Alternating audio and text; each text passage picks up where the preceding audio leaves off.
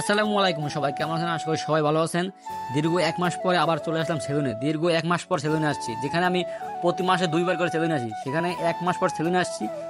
কেন আসছি এবং কি কারণে আসছি সবকিছু থাকছে এই ভিডিওতে, সবাই সাথে থাকেন। এদিকে আবার তাকিয়ে দেখি সাগর আবার আমার সানগ্লাস নিয়ে দেখতেছি, কত সুন্দর লাগতেছে।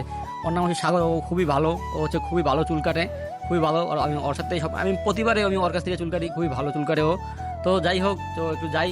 আর আমি হচ্ছে এদিকে দেখেন, একটু পর আমি হাত দিয়ে দেখতেছিলাম যে আমার কি পরিমাণে চুলদারি হয়ে গেছে, কত বড় বড় হয়েছে। আমি যেখানে প্রতি মাসে আসি 2বার, সেখানে আমি এক মাসে আসি নাই, পুরো এক মাস আমি সেলুনে আসি নাই। তাই বুঝেন কত বড় হবে, এত বড় বড় হয়ে গেছে। আর সাগর বলতেছে অনেক বড় হয়ে গেছে, অনেক বড় চুলগুলো ভাই আপনার এবার।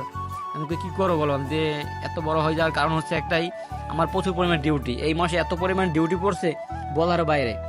আমি সকাল 8টায় যাই আর হচ্ছে রাত 10টায় আইতাম, তাইলে বুঝেন কত ডিউটি করছি। তাহলে একটু তো বড় হবে তাই না? যেহেতু বড় হয়ে গেছে তাহলে এটা কাটতে হবে চুলগুলা, কিছু করার নাই। তো এই কাটতে এসে যে কাহিনীটা হয়ে গেল আর কি আমার সাথে, আমি ভাবিনি যে আজকে আবার এরকম হবে। কাহিনীটা হলো গিয়া আমি বলি, আমি সেলুনে আসছি ডিউটি শেষ করে, আইসা সেলুনে বইসা আমি সাগর শুধু এক সাইড কাটছে, এক সাইড কাটার ভিতরে ফোন আইসে। আমার ফোনটা ধরলাম, এই ফোনের স্যারের ফোন। তো ফোনটা ধরার পরেই স্যারে বলতো তুমি কই আসছো সুমন, চালু করে আসো, হাঁটা যেতে হবো।